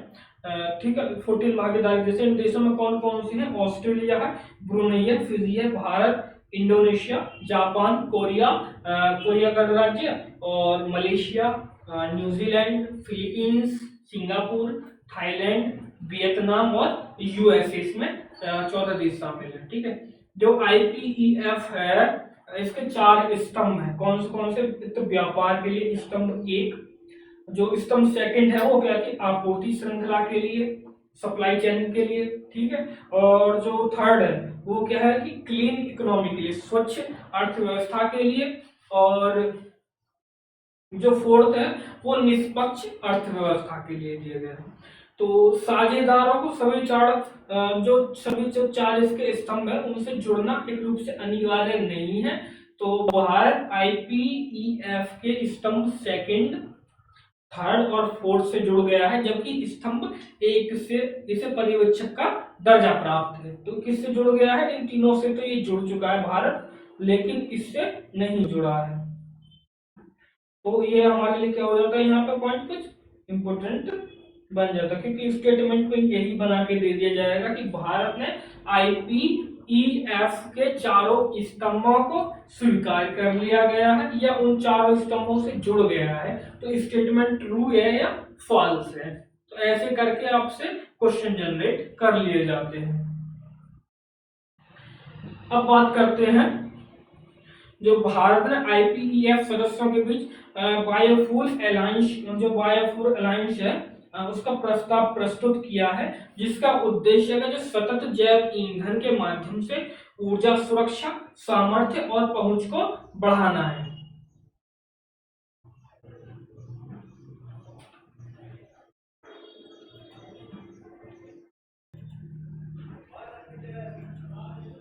जो नेक्स्ट ऑर्गेनाइजेशन हमारा चर्चा में रहा है वो क्या है कि अंतरराष्ट्रीय समुद्र संगठन, इंटरनेशनल मैरीटाइम ऑर्गेनाइजेशन के बारे में बात करते हैं। तो चर्चा में इसलिए रहा है कि जो भारत है IMO जो इंटरनेशनल मैरीटाइम ऑर्गेनाइजेशन परिषद में सर्वाधिक मतों के साथ 2 वर्ष के कार्यकाल के लिए 24 और 25 के लिए फिर से चुना गया है। तो आईएमओ के बारे में बात करते हैं, आईएमओ में है क्या। तो आईएमओ की स्थापना आईएमओ की स्थापना आईएमओ कन्वेंशन 1958 के तहत की गई थी, उसके अपनाने के बाद की गई थी, और यह यूनाइटेड नेशन की एक स्पेशल एजेंसी के रूप में कार्य करती है।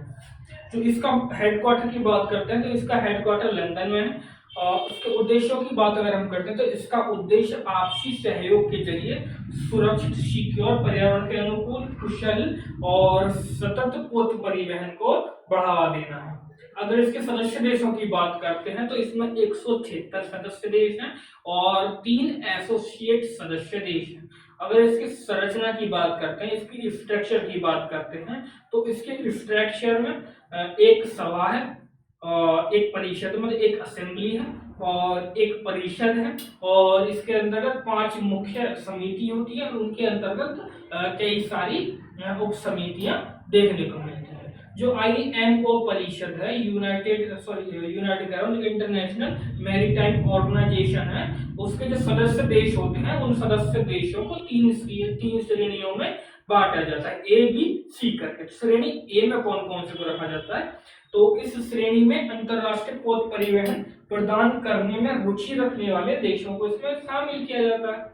और जो सीरीज बी है, जिसकी श्रेणी बी है, कैटेगरी बी है, उसमें क्या कि अंतरराष्ट्रीय समुद्र व्यापार में रुचि रखने वाले देशों को शामिल किया जाए। तो भारत को मतलब जो कैटेगरी बी है इसी में फिर से चुना गया, दोबारा इसी में चुना गया। इससे पहले भी भारत इसी कैटेगरी में था।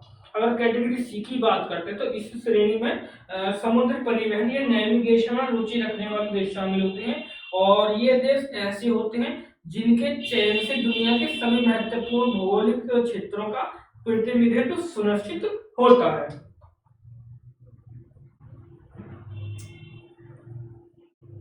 अब बात करते हैं समुद्री सुरक्षा, समुद्री संरक्षण और सुरक्षा में जो इंटरनेशनल मैरीटाइम ऑर्गेनाइजेशन है आईएमओ है, उसकी क्या भूमिका बनती है। तो आईएमओ ने 16 कन्वेंशन 1974 को अपनाया गया, मतलब जीवन की सुरक्षा के लिए अंतरराष्ट्रीय कन्वेंशन, जिसको 16 कन्वेंशन कहते हैं, उसको अपनाया गया है। और suppression of unlawful activities treaties को भी इसने अपनाया हुआ है। और जो मादक पेय पदार्थ है उनकी तस्करी की निगरानी के लिए समुद्री सुरक्षा समिति, मैरीटाइम सिक्योरिटी कमिटी एमसीपी और सुविधा समिति FAL के माध्यम से अंतरराष्ट्रीय क्या करता है, जो मादक पेय पदार्थ उनकी निगरानी करता है। आईएमओ के बारे में हमने देख लिया, तो इसकी एक काउंसिल भी है। आईएमओ काउंसिल की बात, परिषद की बात करते हैं तो ये आईएमओ का एक कार्यकारी निकाय है, और जो क्या करता है, जो आईएमओ है, इंटरनेशनल मैरीटाइम ऑर्गेनाइजेशन है, उसके कार्यों की निगरानी करता है। और जो आईएमओ परिषद है उसमें सदस्य देशों की संख्या 40 है, और इसके सदस्यों को असेंबली के द्वारा 2 वर्ष के कार्यकाल के लिए चुना जाता है, 2 साल के लिए चुना जाता है एक बार में। अब बात करते हैं नेक्स्ट ग्रुप की। नेक्स्ट ग्रुप क्या है, ग्रुप ऑफ 7, G7 की बात करते हैं। तो G7 क्या है कि इसकी उत्पत्ति मूल रूप से G8 के रूप में शुरू हुई थी और 1975 में से स्थापित किया गया था। चर्चा में इसलिए रहा है क्योंकि जो जापान का हिरोशिमा शहर है उसमें G7 ग्रुप की 49th शिखर सम्मेलन का आयोजन किया गया है। तो जो G7 है वो क्या क्या, जो अग्रणीय औद्योगिक देश हैं, जो अग्रणीय औद्योगिक राष्ट्र हैं, उनका एक अनौपचारिक मंच है जिसका उद्देश्य क्या कि वैश्विक आर्थिक गवर्नेंस, आर्थिक सुरक्षा और ऊर्जा नीति जैसे मुद्दों पर चर्चा करने के लिए आयोजित किया जाता है। जो G17 कह देता हूँ मैं हर बार, G7 की बात हम करते हैं। G7 के अगर हम प्रतिनिधित्व की बात अगर हम करते हैं तो वैश्विक स्तर पर जो सीओटी का क्या करते हैं, जो कार्बन डाइऑक्साइड है उसके इमिशन की बात हम करते हैं तो 25% की बात करते हैं, 25% रिप्रेजेंट करता है। और वैश्विक जीडीपी की बात करें तो ये 46% इसमें कंट्रीब्यूट करता है। अगर हम ग्लोबल पॉपुलेशन की बात करें तो 1/10 पॉपुलेशन का मतलब लगभग 10% पॉपुलेशन को ये रिप्रेजेंट करता है। इसके सदस्य देशों की अगर हम बात करते हैं तो सदस्य में Canada, France, Germany, Italy, Japan, United kingdom और संयुक्त राज्य अमेरिका, यूएसए इसके क्या है कि सदस्य देश रहे हैं। जो G7 है का कोई स्थायी सचिवालय नहीं है, ना कोई इसका एक स्थायी कार्यालय है। रूस 1998 में G7 में शामिल हुआ था, जिससे G8 का गठन हुआ, लेकिन 2014 में जब रशिया ने क्रीमिया पर कब्जे किया तो इसको बाहर कर दिया गया, तो ये दोबारा से G7 ग्रुप हो जाता है। जो यूरोपीय संघ है वो G7 का हिस्सा नहीं, उसका सदस्य नहीं है, परंतु इसके जो वार्षिक शिखर सम्मेलन होते हैं उनमें ये पार्टिसिपेट करता है, उसमें ये भाग लेता है। जो अन्य सुर्खियों के देखें तो लोचशील और समावेशी आपूर्ति श्रृंखला को बढ़ावा देने के लिए राइज की साझेदारी की बात की। राइज जापान की अध्यक्षता में विश्व बैंक और G7 की एक पहल है, जिसका उद्देश्य क्या है, जो स्वच्छ ऊर्जा उत्पादों की आपूर्ति श्रृंखला में मिड स्ट्रीम और डाउन स्ट्रीम में बड़ी भूमिका निभाने में निम्न और मध्यम आय वाले जो देश हैं उनका समर्थन करना है। नेक्स्ट जो हमारा चर्चा में रहा है गल्फ कॉर्पोरेशन काउंसिल, GCC चर्चा में रहा है। तो चर्चा में इसलिए रहा है क्योंकि जो एक विदेश मामलों की संसदीय स्थायी समिति ने जो खाड़ी सहयोग परिषद है GCC है के सदस्य देशों में कैद भारतीय नागरिकों को कानूनी सहायता प्रदान करने के लिए सिफारिश की है। अब देखते हैं गल्फ कॉर्पोरेशन काउंसिल GCC के बारे में बात करते हैं तो इसकी स्थापना 1981 में रियाद जो कि सऊदी अरब में की जाती है। तो इसका मुख्यालय भी कहाँ पर है, वो रियाद सऊदी अरब में इसका मुख्यालय है। अगर GCC के बारे में थोड़ा सा और ओवरव्यू लेते हैं तो खाड़ी जो क्षेत्र है, जो गल्फ रीजन है के 6 देशों का एक राजनीतिक और आर्थिक संगठन है। यह 6 देश कौन कौन से हैं, सऊदी अरब है, संयुक्त अरब अमीरात है, कतर है, कुवैत है, ओमान और बहरीन इसमें शामिल है। जो ईरान और इराक इसका सदस्य देश नहीं है। तो इस संगठन की जो ऑफिशियल लैंग्वेज है वो कौन सी है, वो अरबी है। भारत और गल्फ काउंसिल की जो गल्फ GCC है, जो गल्फ कॉर्पोरेशन काउंसिल है, उसके संबंधों की अगर हम बात करते हैं तो GCC वर्तमान में भारत का सबसे बड़ा व्यापारिक भागीदार रहा है और हाल ही में GCC के साथ भारत क्या करना चाह रहा है, फ्री ट्रेड एग्रीमेंट FTA वार्ता फिर से प्रारंभ करने का प्रस्ताव किया गया है। दोबारा से क्या करें, जो फ्री ट्रेड एग्रीमेंट है उसको कर लें, ठीक है। अब बात करते हैं जो defence and security related organization चर्चा में रहे हैं, जैसे कि नाटो वगैरह या कोई और चर्चा में रहे तो उसकी बात करते हैं। नाटो की हम बात करते हैं तो नाटो क्या है, नॉर्थ अटलांटिक ट्रीटी ऑर्गेनाइजेशन। चर्चा में क्या है, चर्चा में जो है जो स्वीडन है और फिनलैंड है वो नाटो में शामिल होते हैं। स्वीडन कौन से 13 के रूप में और 31 के रूप में, और स्वीडन जो है 32 के रूप में, मतलब 32वें सदस्य के देश में। फिनलैंड 31वें सदस्य के देश में और जो स्वीडन है वो 32वें सदस्य देश के रूप में शामिल हो गए, ठीक है। नाटो जो फिनलैंड नाटो की सामूहिक सुरक्षा का हिस्सा है। सामूहिक सुरक्षा का हिस्सा का मतलब है जो आर्टिकल 5 में बताया गया, इसमें ये कहता है कि भाई एक सदस्य देश के विरुद्ध आक्रमण सभी सदस्य देश के विरुद्ध आक्रमण माना जाएगा। यदि मान लो कोई देश नाटो में शामिल है और आप उस पर एक हमला कर दें, उस पर आक्रमण कर दें, तो जो उस पर आक्रमण है वो और सारे 32 जो उससे अलग 31 देश बचे हुए हैं, 31 कंट्री बचे हुए हैं, तो उन पर वो आक्रमण माना जाएगा, ठीक है। नाटो के बारे में अगर हम बात करते हैं तो वाशिंगटन DC में संधि हुई थी, तो उसके द्वारा 1949 में इसको स्थापना की गई थी। इसके मुख्यालय ब्रुसेल्स बेल्जियम में है और जो इसका उद्देश्य था, स्थापना का उद्देश्य क्या था, तो जो USSR है उसके खिलाफ एक सैन्य गठबंधन के रूप में स्थापित किया गया था। इसमें जो 32 सदस्य गठबंधन देश है, जिसमें 30 यूरोपीय देश है और उत्तरी अमेरिका के भी 2 देश हैं। कौन कौन से? कनाडा और अमेरिका इसमें शामिल है।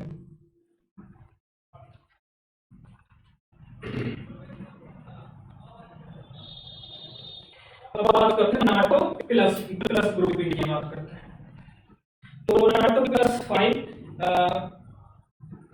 नाटो देशों और 5 साझेदार देशों को एक मंच पे लाने वाला सुरक्षा संगठन। नाटो में 32 देश तो नहीं पहले थे, लेकिन 5 के 5 साझेदार देश कौन कौन से? वो ऑस्ट्रेलिया है, न्यूजीलैंड है, जापान, इजराइल और साउथ कोरिया है। नाटो +5 का उद्देश्य क्या है? वो वैश्विक रक्षा सहयोग को बढ़ावा देना इसका उद्देश्य रहा है। तो देखेंगे FATF financial action task force चर्चा में रहा है। तो इसकी उत्पत्ति कब की गई थी? इसकी उत्पत्ति 1989 में G7 के द्वारा की गई।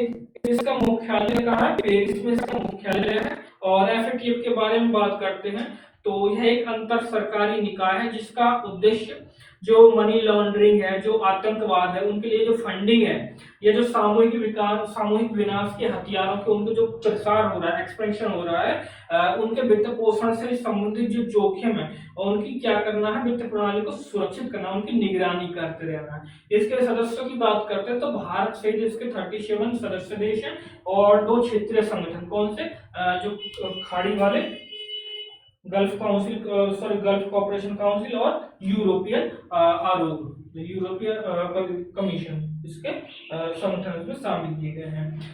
भारत 2010 में FATF में शामिल हुआ था। FATF 2 सूची जारी करता है जब कोई देश जो FATF के दिशा निर्देश है जो उनके अगर मानने से मना करता है या कुछ उनका उल्लंघन करता है तो ऐसी स्थिति में उनको या तो वो ग्रे लिस्ट में रख देता है या उनको फिर ब्लैक लिस्ट में रख देता है। तो ग्रे लिस्ट में रखने के लिए और ब्लैक लिस्ट में रखने के बाद किसी देश को क्या क्या नुकसान होते हैं या क्या क्या होता है उसको हम देख लेते हैं।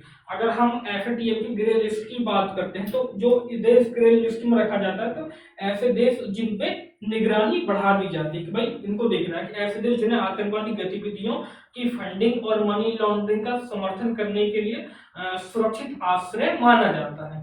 और जो ब्लैक लिस्ट है तो क्या कि उच्च जोखिम वाले देश जिन पर कार्रवाई करना एक कंपलसरी है, एक अनिवार्य पहलू बन गया है कि अब उन पर कार्रवाई की ही जानी चाहिए। तो इसमें सहयोग न करने वाले देश या क्षेत्र अर्थात नॉन कोऑपरेटिव कंट्रीज और या टेरिटरीज शामिल किए गए हैं। ठीक है, 2 लिस्ट रखे गए। अभी आपको पता होगा कि पाकिस्तान को 2022 में FATF ने ग्रे लिस्ट से हटा दिया गया है, ग्रे लिस्ट से क्या कर दिया है? बाहर कर दिया गया है। अब बात करते हैं इंटरपोल की। इंटरपोल की बात करते हैं तो चर्चा में क्यों रहा है? तो चर्चा में इसलिए रहा है कि जो ऑस्ट्रिया के वियना में इंटरपोल की 91वीं महासभा की क्या हुई? बैठक संपन्न हुई है। तो भारत की CBI दूसरा क्या है कि इस बैठक में इंटरपोल की शताब्दी वर्ष मध्य 100वीं वर्षगांठ मनाएगी और जो भारत की CBI है, सेंट्रल ब्यूरो ऑफ इन्वेस्टिगेशन है, उसे एकेडमी इंटरपोल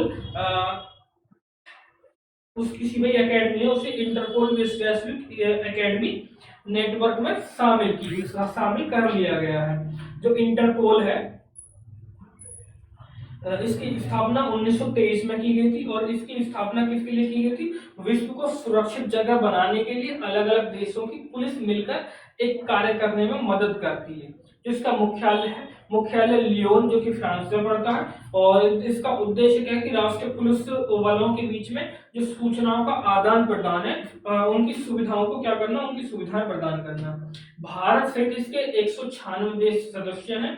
जो इसके संगठन है, इसके संगठन में क्या होता है? एक तो महासभा होती है, एक तो असेंबली होती है जो कि प्रतिवर्ष आयोजित की जाती है। दूसरा क्या कि महासचिवालय होता है जो कि इंटरपोल के जो डेली वर्क हैं उनकी क्या करता है? निगरानी करता है, समन्वय करता है। एक इसमें कार्यकारी समिति होती है जिसमें 13 सदस्य होते हैं और एक अध्यक्ष होगा, इसमें से 3 उपाध्यक्ष होंगे और 4 अलग अलग क्षेत्रों के 9 प्रतिनिधि इसमें शामिल होते हैं और एक NCB होता है। तो जिन देशों में NCB नहीं है, जिसकी भारत में NCB नहीं है, तो भारत में NCB जो है नेशनल केंद्रीय सॉरी नेशनल सेंट्रल ब्यूरो नहीं है, तो उसमें कौन काम करता है भारत में? CBI, central bureau of investigation इसमें कार्य करता है। अब जो इसके कुछ इंटरपोल के नोटिस होते हैं, तो इनको देख लीजिए। अगर इंटरपोल के द्वारा रेड नोटिस जारी किया जाता है, तो रेड नोटिस का मतलब है कि किसी वांटेड व्यक्ति के द्वारा व्यक्ति के लिए जारी किया गया है। येलो गुमशुदा के लिए, मतलब मिसिंग पर्सन के लिए। ब्लू, जो ब्लू नोटिस है वो एडिशनल इंफॉर्मेशन के लिए। और जो ब्लैक नोटिस है, ब्लैक नोटिस है कि अनआइडेंटिफाइड बॉडी के लिए।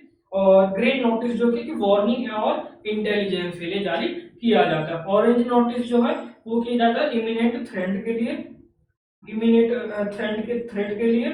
और जो पर्पल नोटिस है, पर्पल नोटिस क्या है कि मोडस ऑपरेंडी के लिए जारी किया जाता है। जो इंटरपोल संयुक्त राष्ट्र सुरक्षा परिषद स्पेशल नोटिस है, तो ये किसके लिए? मतलब यूएनएससी के प्रतिबंधों के दायरे में आने वाले व्यक्ति के लिए या फिर एक ग्रुप के लिए जारी किए जाते रहे हैं।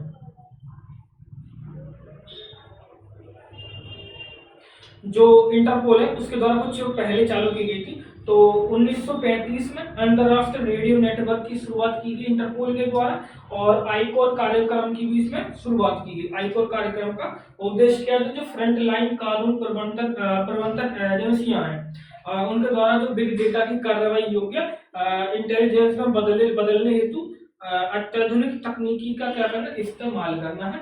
और 7 वैश्विक पुलिसिंग लक्ष्य इसके लिए निर्धारित किए गए हैं। और जो इंटरपोल एक रिपोर्ट्स भी जारी करती है, ग्लोबल क्राइम ट्रेंड्स रिपोर्ट जारी की जाती है। किसके द्वारा? इंटरपोल के द्वारा ही जारी की जाती है।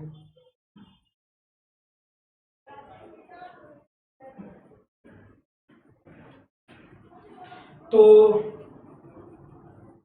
ठीक है, आज के लिए इतना ही रहने देते हैं। और नेक्स्ट क्लास में जो हमारे टॉपिक बचे हुए हैं इनको डिस्कस करेंगे, और इससे आगे जो भी इम्पोर्टेंट पॉइंट रहेंगे उनको हम डिस्कस करते रहेंगे। ठीक है, तो तब तक के लिए आपसे कहते हैं कि उम्मीद करते हैं कि आप अपने दोस्तों के साथ, अगर आपको वीडियो अच्छी लग रही है तो आप उनको शेयर कीजिएगा और अधिक से अधिक सब्सक्राइब कीजिएगा। और जो फ्री में जो चीजें मिल रही हैं आपको उनका लुत्फ उठाया जाए, ईगो को साइड में रख दिया जाए, अच्छे से पढ़ लिया जाए। तो इन्हीं शब्दों के साथ हम जाते हैं, तब तक के लिए जय हिंद।